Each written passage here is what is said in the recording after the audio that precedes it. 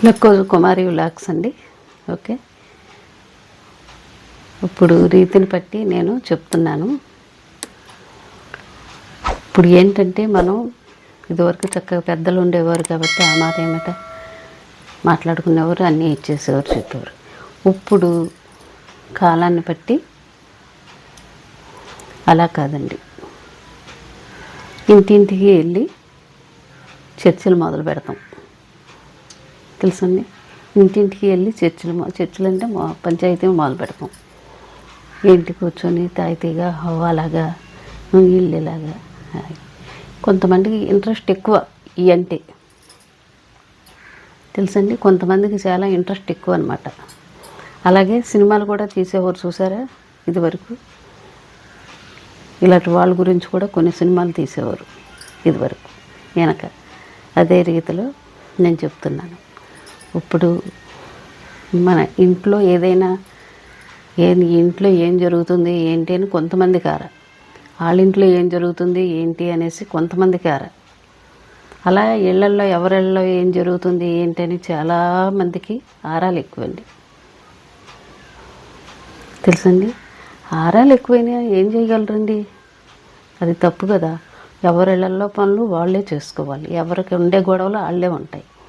ఎవరి ఇంట్లో పరిస్థితి వాళ్ళకే ఉంటుంది. కొంతమంది రెచ్చిపోతారు, తెలుసండి. ఇంకేంటి నాకేంటి అనుకున్నా కొంచెం మంది రెచ్చిపోతారు. ఆ రెచ్చిపోవటం వెనక మళ్ళా ఒక భగవంతుడు ఉంటాడని ఆలోచించరు. ఆ రెచ్చిపోవటం వెనకమాల అది కలిసి వచ్చేది కాదండి. అది భగవంతుడు సహించడు, తెలుసండి. భగవంతుడు ఎలా సహిస్తాడు? నీ ఊసు నీ జోలు ఎవరూ తీయకోకుండా ఉంటే ఆ భగవంతుడు ఎదురోళ్ళ ఊసులన్నీ తీసుకుని మూట కట్టేసుకుంటే ఎవరు ఊరుకుంటారండి? మనుషులను రెచ్చగొట్టకూడదు కదా. భగవంతుడు అసలు ఊరుకోడు. అలాంటి ఇదో మీ మనసు ఎందుకు? మీకంటూ ఒక మనసు ఇచ్చాడు, ప్రశాంతతగా ఉంచుకోవాలి చక్కగా. ఈ ప్రశాంతతలోనే మన భగవంతుడు ఉంటాడు. ఈ ప్రశాంత నిలయంలోనే భగవంతుడు అనేవాడు ఉంటాడు చక్కగా. ఆ భగవంతుడు ఉండటం మూలంగా మనకి ఆయురారోగ్యాలు చాలా బాగుంటాయి, తెలుసండి. ఎందుకు? ఆ ఎల్లమ్మ ఇలా, ఈ పుల్లమ్మ ఇలాగా, అల్ల ఇలాగా, వీళ్ళు ఇలాగా, ఇవన్నీ అవసరమా? మనకుండేవి మనకు చాలు సక్రమంగా. భగవంతుడు మనకు అన్ని రకాలుగా చక్కగా ఏదో ఇస్తున్నాడు, చేస్తున్నాడు. శుభ్రంగా తిని శుభ్రంగా ఉండి, నీకు తోస్తే ఇంటిలో కృష్ణ రామ అనుకుంటే ఏదైనా చదువుకో, శ్రీరామాలు రాసుకో, గోవిందాలు రాసుకో, బుక్కులు అయ్యి ఇవి చేసుకో. కాలక్షేపం ఎల్లబడిపోద్ది చక్కగా. నీ పని మళ్ళీ నీకు సరిపోద్ది. ఇవన్నీ ఏంటంటారు? ఎందుకంటే నేను చేసేది అదే కాబట్టి చక్కగా ప్రాణం హాయిగా ఉంటుందండి. ఒకళ్ళు ఊసు కానీ ఒకళ్ళు ఇది కానీ ఏమీ ఉండదు. మా పిల్లలు కూడా చక్కగా వాళ్ళ సమస్యలు కానీ ఈయనేమీ చెప్పరు. మీకు అనవసరం, మీరు హాయిగా ఉండండి, మీరు శుభ్రంగా ఉండండి, మీరు చక్కగా ఉండండి, చక్కగా అని పిల్లలు మాకు చెప్తారు. ఏమి ఒకవేళ తిరిగి అడిగినా మమ్మల్నే కోపడతారు. నీకు ఎవరు చెప్పారు ఏంటి, ఇలాంటివన్నీ పెట్టుకోవద్దు, పిల్లలకి ఏమైనా దెబ్బలు తగిలినా చేసినా అడిగితే ఎందుకు? పిల్లలు వాళ్ళు బాగానే ఉన్నారు, బాగానే చక్కగా ఇదయ్యారు. ఎందుకు దీని గురించి ఎవరు చెప్పారు? అలాగే ఇలాగే బోల్డ్ క్వశ్చన్లు మళ్ళీ, తెలుసండి. మా పిల్లలు ఇంత విషయం కూడా మాకు రానిరు, హ్యాపీగా ఉండండి అని చెప్తారు. శుభ్రంగా తిని శుభ్రంగా ఉండి హ్యాపీగా ఉండండి.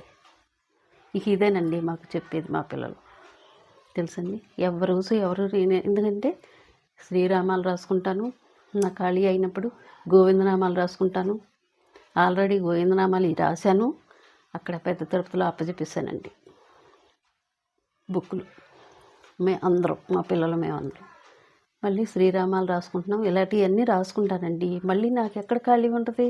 ఇగో వీడియోలు, నా వీడియోలు తీసుకుంటాను. నాకు అలా కాలక్షేపం అయిపోద్ది, తెలుసండి. ఎవరు ఊసు కానీ ఎవరు జోలు కానీ నాకేమి అవన్నీ అవసరం లేదండి. ఎందుకు? మనకి ఎవరికి ఉండే గొడవలు వాళ్ళు ఉంటాయి కదా. అది అయినా కొంతమంది ఉంటారు అనుకోండి, అయ్యో ఇలాగా అలాగా అనేసి ఉండేవాళ్ళు ఉంటారు కదా మనసుల్లో కొన్ని. అవి మనకు అనవసరమైన విషయాలండి. అదండి. ఓకే. కొంతమంది చాలా రెచ్చగొట్టే మాటలు మాట్లాడతారు, అవన్నీ తప్పండి. అలా రెచ్చగొట్టి వాళ్ళకి అయ్యో పెట్టాలి చెయ్యాలి అయ్యి అని అనవసరం, తప్పు అయ్యి, చాలా తప్పు. భగవంతుడు క్షమించడు అయ్యి. అవి మళ్ళీ అటు తిరిగి ఇటు తిరిగి గిరగిరా తిరిగి నీ దగ్గరికే వస్తాయి. అంత అవసరమా? ఎందుకండి?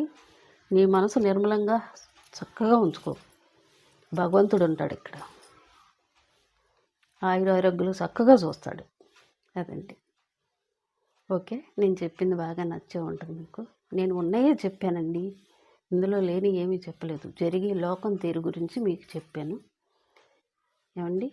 లైక్ చేయండి, షేర్ చేయండి, సబ్స్క్రైబ్ చేయండి.